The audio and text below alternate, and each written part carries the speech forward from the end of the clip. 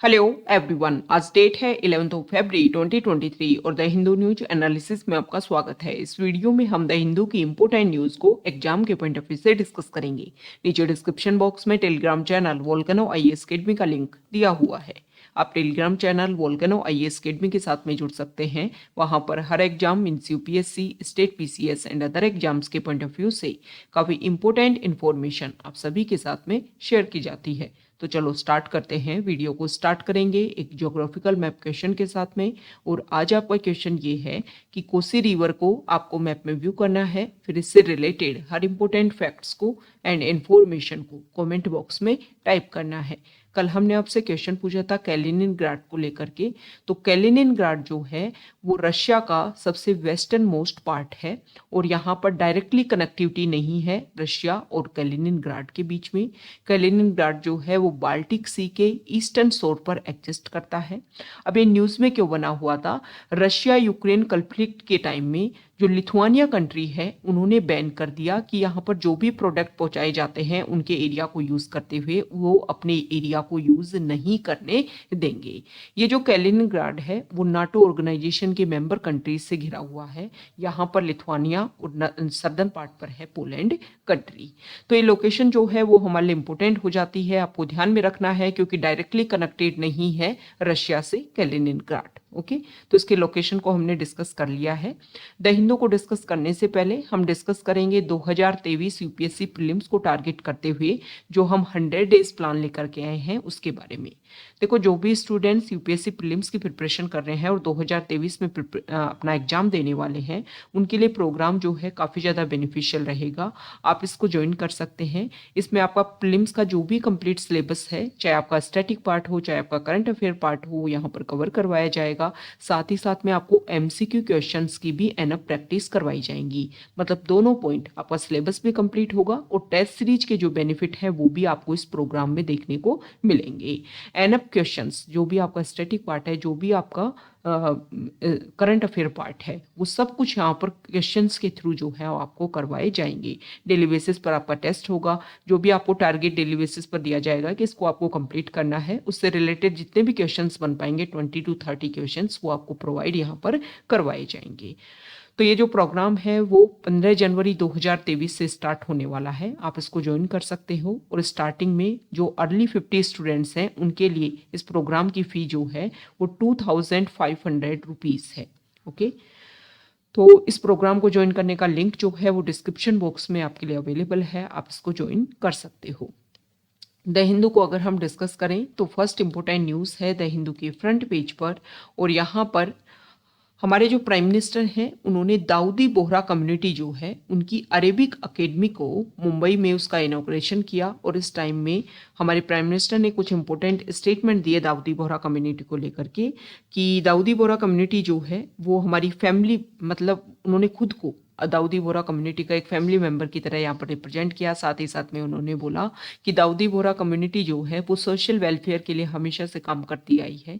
जैसे कि गुजरात में उन्होंने माल न्यूट्रिशन से लड़ने के लिए जो इस कम्युनिटी ने इम्पोर्टेंट रोल प्ले किया था वो काफ़ी ज़्यादा यादगार है। ओके, देखो आज का जो न्यूज़पेपर है उसमें दाऊदी बोहरा कम्युनिटी जो है इसको लेकर के एक न्यूज़ और है पेज नंबर 9 या 10 पर। वहाँ पर एक पिटीशन डाली गई है। दाऊदी बोहरा कम्युनिटी के जो लीडर होते हैं, जो हेड होता है, उसको एक पावर होती है एक्सो कम्युनिकेशन की। एक्सो कम्युनिकेशन क्या होता है कि रिलीजन से, मतलब दाऊदी बोहरा कम्युनिटी को कोई पर्सन जो है वो फॉलो करता है, इस कम्युनिटी का मेंबर है, तो उस लीडर को ये पावर है कि अगर कुछ ऐसी उनसे रिलेटेड, उस पर्सन से रिलेटेड कुछ ऐसी एक्टिविटीज़ देखने को मिलती है तो उनके पास में पावर होती है कि वो उस पर्सन को इस कम्युनिटी से, अपने रिलीजन से बाहर कर सकते हैं। तो देखो, इसको लेकर के टाइम टू टाइम न्यूज़ में बना रहा है ये जो रिस्ट्रिक्शन है, क्योंकि लोगों के फंडामेंटल राइट्स को, जो भी इस कम्युनिटी से बिलोंग करते हैं, मान लो किसी पर्सन को एक्सो कम्युनिकेट कर दिया गया तो उसके जो फंडामेंटल राइट्स है उसका वायलेशन है। तो इसको लेकर के टाइम टू टाइम पिटीशन डाली गई है। तो 1949 में एक एक्ट आया था, उसके बेसिस पर सबसे पहले ये जो दाऊदी बोहरा जो कम्युनिटी है ना, इसके मेंबर्स ने पिटीशन डाली कि 1949 का ये जो एक्ट है वो हमारे जो राइट्स हैं उनको क्या करता है, एक तरीके से उसमें एनक्रोच कर रहा है। इस दाऊदी बोहरा कम्युनिटी के बारे में बेसिक फैक्ट अगर हम देखें तो मुस्लिम कम्युनिटी का जो सियास एक्ट है, सियास एक्ट, उसके मेंबर्स हैं ये दाऊदी बोहरा कम्युनिटी। ओके और हमारे इंडिया में काफ़ी लंबे टाइम से इंडिया में इसकी पॉपुलेशन है, पूरे वर्ल्ड में जो है इसकी पॉपुलेशन देखने को मिलती है इस कम्युनिटी की। अब 1949 में जो एक्ट आया उसके बेसिस पर यहाँ पर जो है वो पिटीशन डाली गई, उसको लेकर के 1962 में एक रिजल्ट देखने को मिला, एक केस हुआ था जिसके बारे में नेक्स्ट पेज पर जो आर्टिकल है उसमें दिया हुआ भी है। 1962 में एक केस हुआ था, उसमें प्रोटेक्शन दिया गया था कि ये जो एक्जो कम्युनिकेशन जो प्रोसीजर है इसको आर्टिकल जो आपका 26 है और आर्टिकल जो आपका 21 है, आर्टिकल 26 जो है इसमें जो भी रिलीजियस मैटर्स को मैनेज करने की जो पावर मिलती है उसी के बेसिस पर इसको यूज किया जाता है। मतलब एक जो कम्युनिटी है उसमें मैनेजमेंट बनाने के लिए प्रोसीजर जो है वो किया जाता है। अब जो 1962 में जो रिजल्ट आया उसको लेकर के 1986 में पिटीशन डाली गई और तब से उस पिटीशन को लेकर के सुनवाई की जा रही है। हालांकि एक रिजल्ट नहीं देखने को मिला है। पिटीशन ये डाली गई कि जो एक्जो कम्युनिकेशन को जो प्रोटेक्ट किया गया है वो नहीं किया जाना चाहिए, क्योंकि एक्जो कम्युनिकेट अगर किसी पर्सन को किया जाता है तो पर्सन जो है वो जो भी मॉस्क्यू जो होती है इन कम्युनिटी की उनमें नहीं जा सकता। साथ ही साथ में अगर डेथ हो जाए इस पर्सन की तो जो भी उनका जहाँ पर वो एक तरीके से उनको दफनाया जाता है वो जो जगह है वो भी उसको नहीं मिल पाती है। तो ये जो एक्जो कम्युनिकेशन है वो एक तरीके से हमारे उस पर्सन के फंडामेंटल राइट्स को वायलेट कर रहे हैं। तो इसके बेसिस पर पिटीशन डाली गई है कि रिव्यू किया जाए।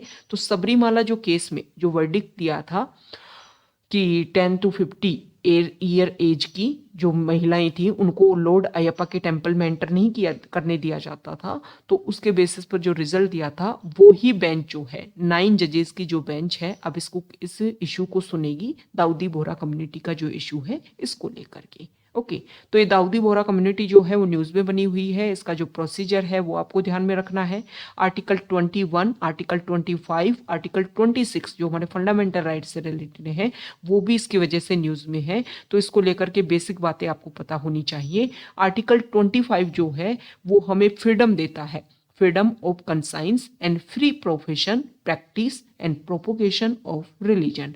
और आर्टिकल 26 जो है वो हमें फ्रीडम देता है मैनेज रिलीजियस अफेयर्स। ओके तो ये बेसिक फैक्ट जो भी है दाऊदी बोहरा कम्युनिटी को लेकर के उनको हमने डिस्कस किया। नेक्स्ट यहाँ पर जो आर्टिकल है हमारा जो सुप्रीम कोर्ट है उन्होंने सेबी को रेस्पॉन्स करने के लिए कहा है कि प्रेजेंट टाइम में अडानी को लेकर के जो रिपोर्ट आई इसकी वजह से जो भी उनका रिजल्ट देखने को मिल रहा है, जो भी उनके जो शेयर मार्केट है उसमें उनके शेयर्स के प्राइजेस जो है वो काफ़ी ज़्यादा डिक्रीज हो रहे हैं।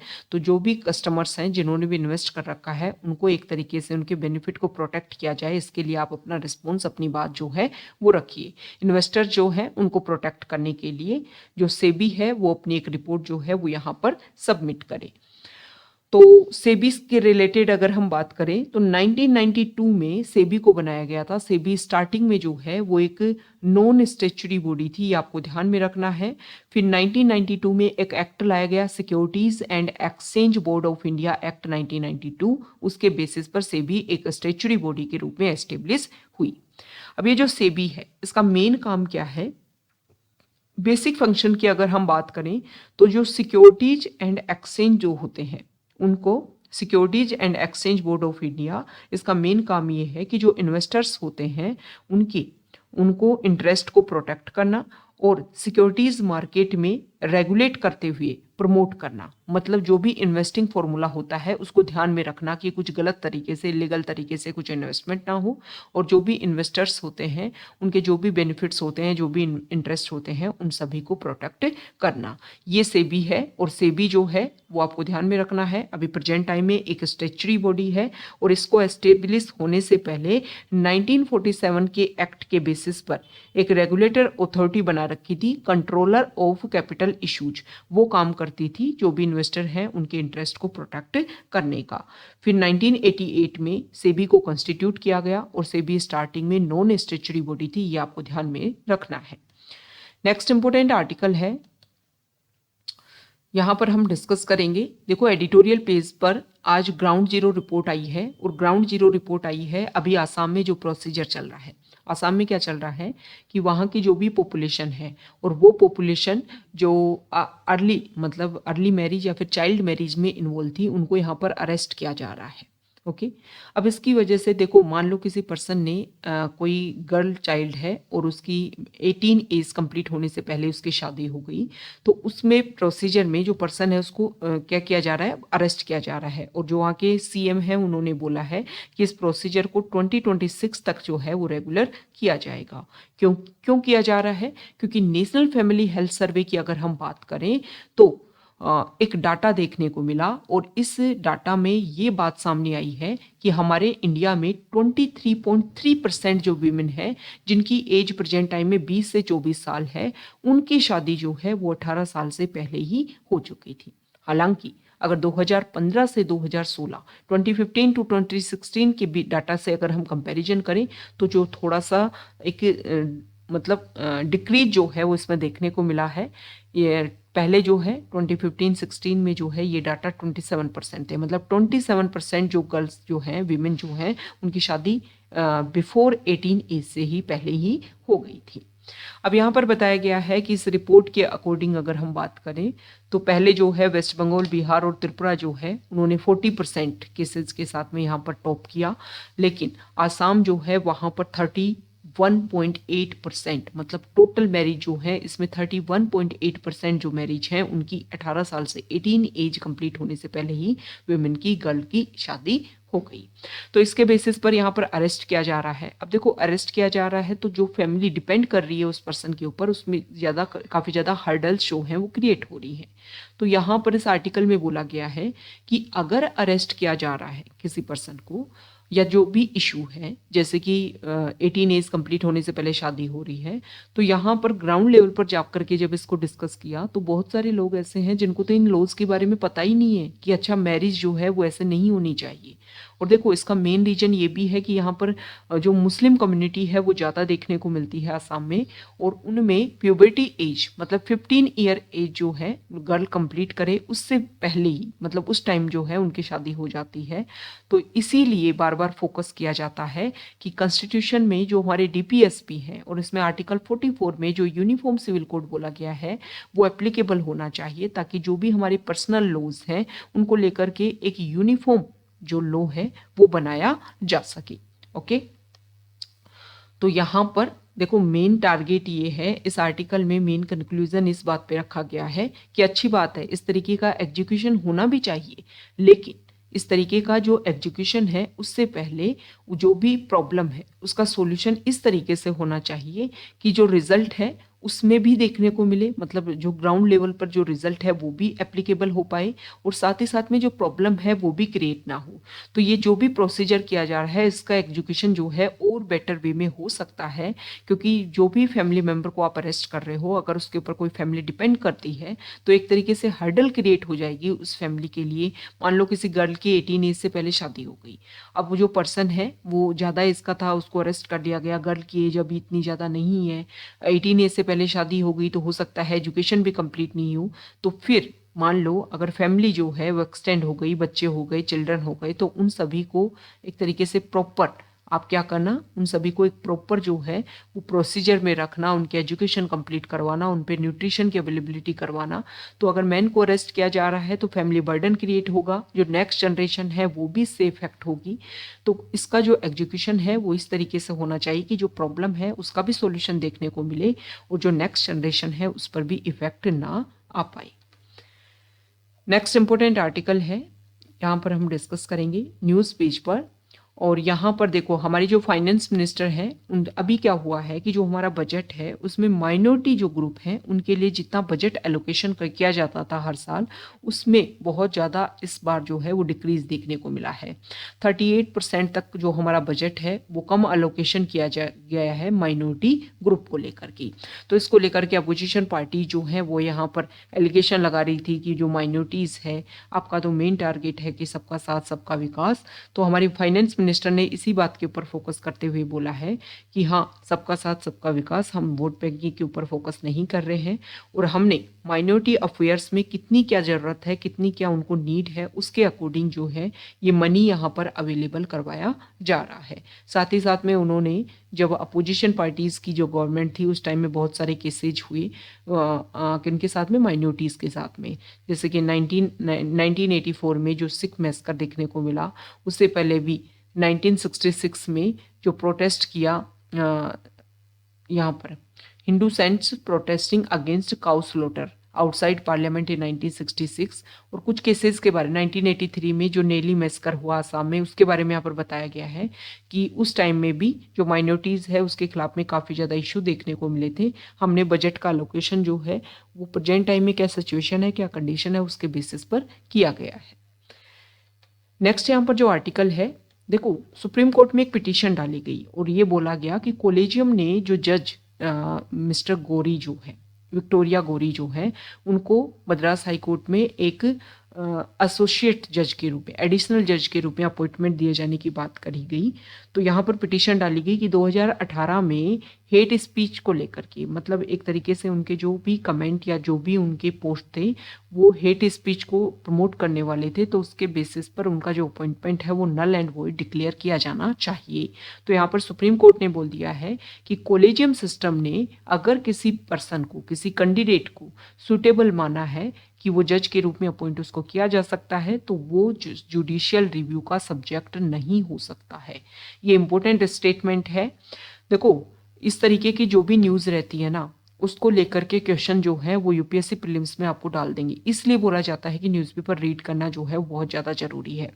अपने शायद लास्ट ईयर या उससे लास्ट ईयर जो है वो क्वेश्चन पूछा गया था यूपीएससी प्रीलिम्स में कि क्या सेंटर, मतलब पार्लियामेंट अगर कोई लॉ बनाती है तो क्या हाई कोर्ट जो है उसको जुडिशियल रिव्यू कर सकता है उसका। ओके, तो कोई ना कोई केस हुआ होगा जिसको लेकर के किसी हाई कोर्ट ने जो है वो सेंटर के किसी लॉ को व्यू किया होगा, जिसके बेसिस पर वो स्टेटमेंट न्यूज़ में रहा होगा और उसको प्रीलिम्स में उस स्टेटमेंट को पूछ लिया गया।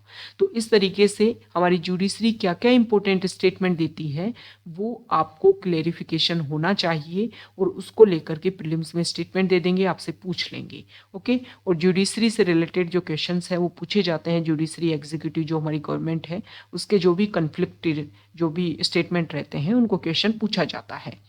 तो अगर हम बात करें अभी प्रेजेंट टाइम में जुडिशरी और एग्जीक्यूटिव जो है वो काफ़ी ज़्यादा न्यूज़ में है कॉलेजियम सिस्टम को लेकर के, तो ये इंपॉर्टेंट स्टेटमेंट है सुप्रीम कोर्ट का कि suitability of a candidate cleared by collegium can't be subject of judicial review.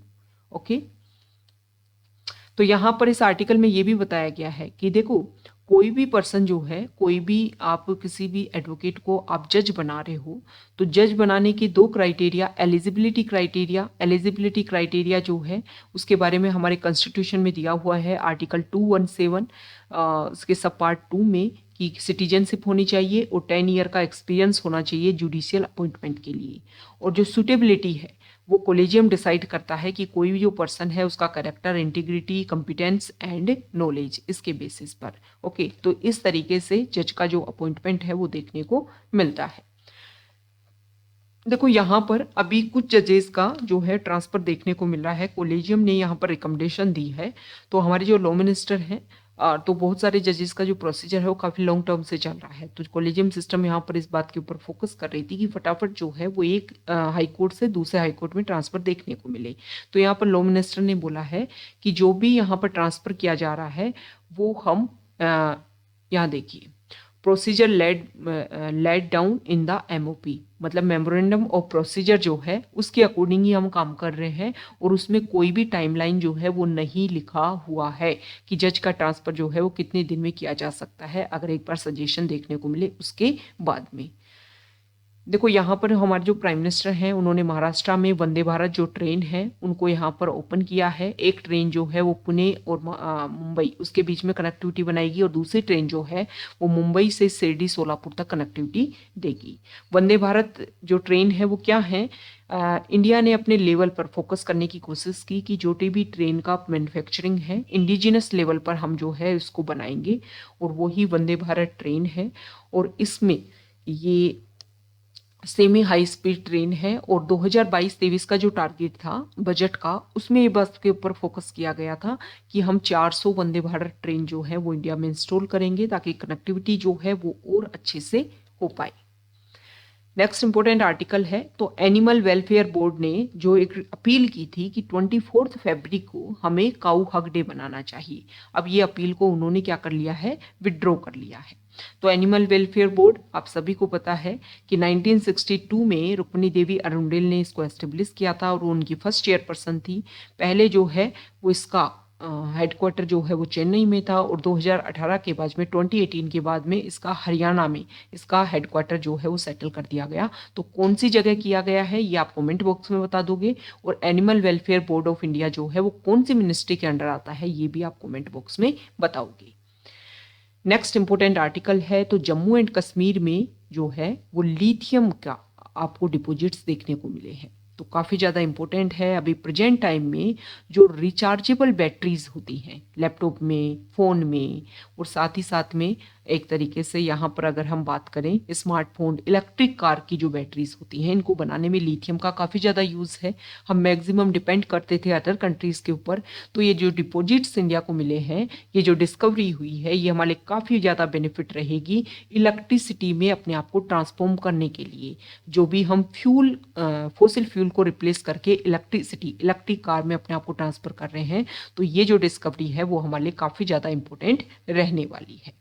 Okay, तो ये आज का हमारा द हिंदू न्यूज़पेपर का डिस्कशन था। अगर आप यहाँ तक आए हैं, वीडियो आपको अच्छा लगा है तो प्लीज़ वीडियो को लाइक कीजिए, शेयर कीजिए और चैनल को सब्सक्राइब कीजिए।